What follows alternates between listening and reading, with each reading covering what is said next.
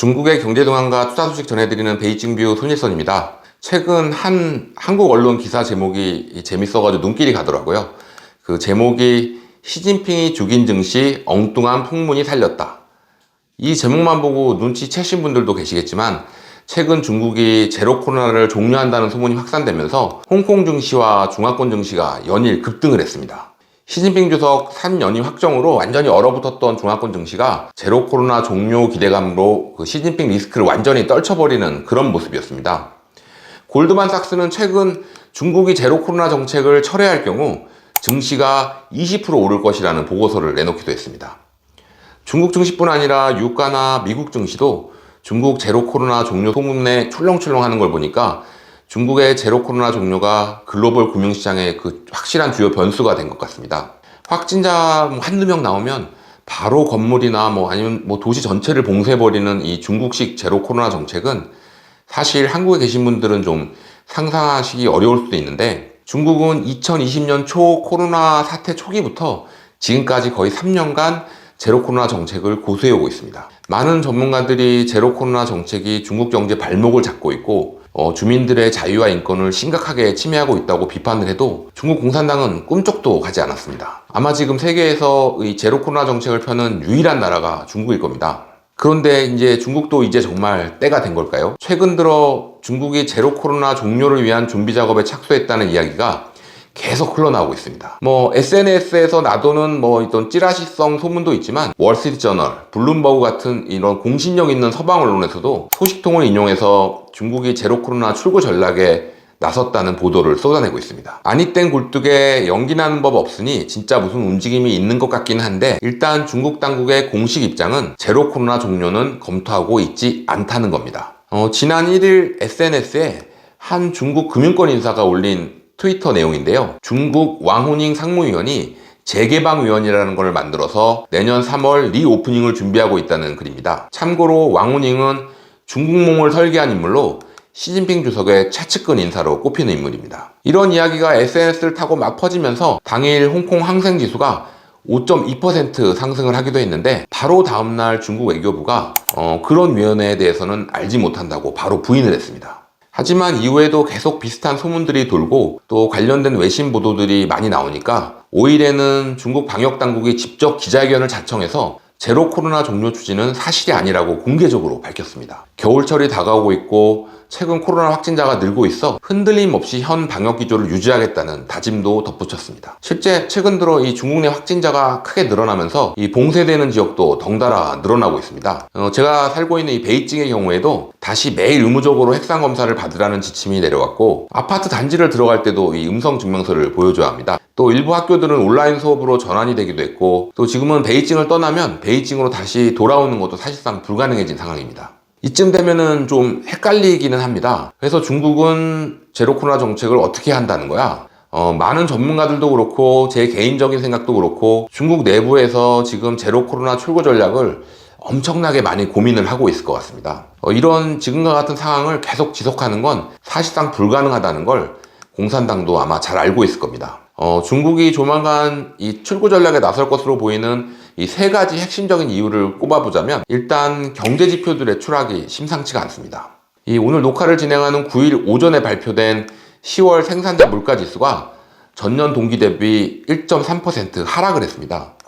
2020년 12월 이후 22개월 만에 마이너스로 이 생산자 물가지수가 추락을 하면서 디플레이션에 대한 공포감이 커지고 있습니다. 또 중국의 유일한 그 경제 버팀목이었던 수출도 10월 달에 29개월 만에 역성장을 기록하면서 이 위기감이 커지는 분위기입니다. 중국 정부도 이 대놓고 말은 안 하지만 경제 악화의 주요 원인이 제로 코로나라는 거는 다 알고 있습니다.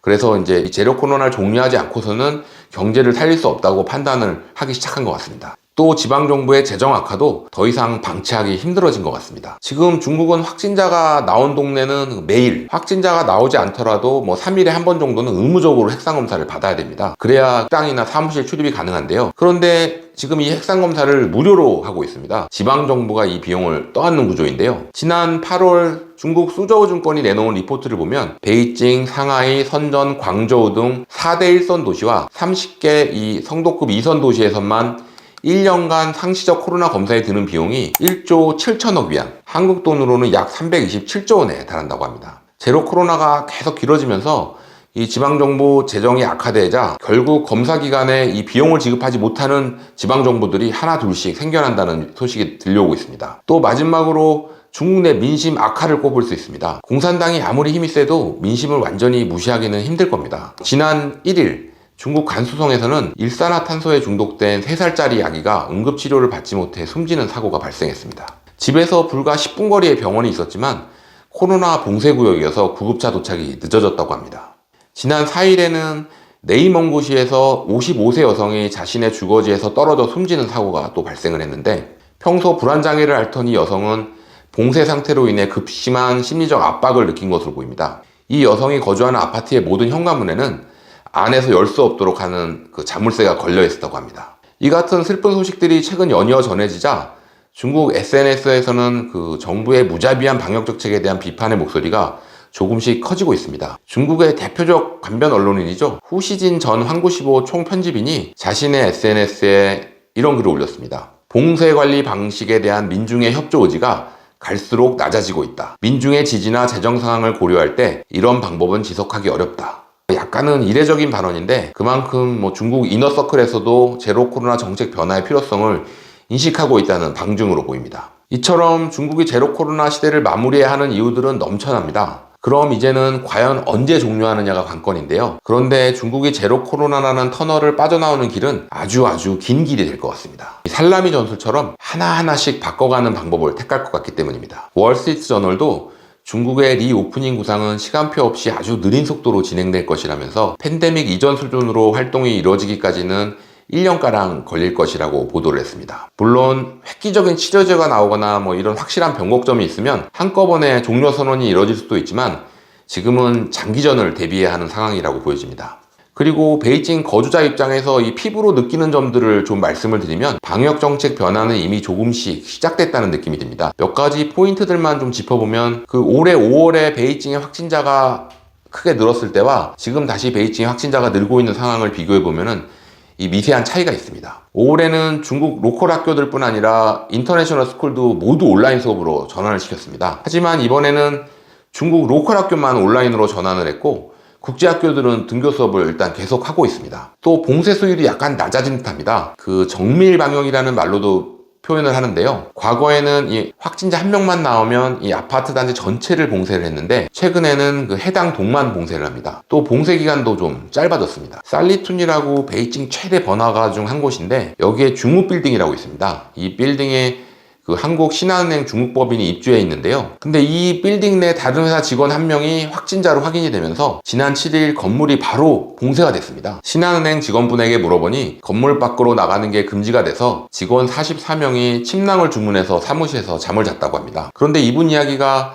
방역당국에서 기업들 불편을 좀 줄여주겠다고 하면서 봉쇄 시작 36시간 후에 바로 봉쇄를 풀어줬는데 이게 과거에 비해 이례적으로 짧은 시간이라고 합니다. 이 막가파식 방역에서 또 약간 융통성이 있어진 것 같다는 그런 느낌이 듭니다. 또 지금 보여드리는 이런 사진들도 중국의 미세한 변화를 보여주고 있습니다. 지난 6일 사진인데 천안문 광장에서 출발해 올림픽 광장까지 달리는 베이징 마라톤 행사입니다. 코로나 이후 2년간 대회가 개최되지 않았었는데 올해 다시 3년 만에 재개가 됐습니다. 주최 측 이야기로는 3만 명이 참석을 했다고 하고요. 물론 행사를 취소하겠다고 했다가 막판에 다시 행사를 열기로 하는 등 우여곡절이 있기는 했지만 베이징의 달라진 풍경 중 하나가 아닐까 싶습니다. 이건 시진핑 주석이 베이징에서 외국 정상들과 회담을 가진 사진인데요. 지난 2월 베이징 동계올림픽 때 해외 정상들과 찍은 사진들과 달리 이번에는 얼굴에서 마스크가 사라졌습니다. 작은 차이지만 제로 코로나 변화의 단초가 될 수도 있을 것 같습니다. 지금까지 중국 제로 코로나 종료 가능성에 대해 좀 알아봤는데요. 국내에 계신 투자자분들은 앞으로 이 중국의 제로 코로나 정책 동향을 좀 유심하게 챙겨보시는 게 좋을 것 같습니다. 중국의 무관용 방역 정책이 완화되고 국경이 열리면 중화권 증시에 직접적인 영향을 주는 것은 물론이고 미국, 한국 증시에도 상당한 영향을 미칠 것으로 예상이 됩니다. 이미 국내에서는 제로 코로나 종료 테마주로 여행, 화장품, 카지노 등의 이 기업 주가가 민감하게 반응을 하고 있는 모습입니다. 오늘도 베이징 뷰 시청해주신 여러분 감사합니다. 다음에 더 좋은 콘텐츠로 찾아뵙겠습니다.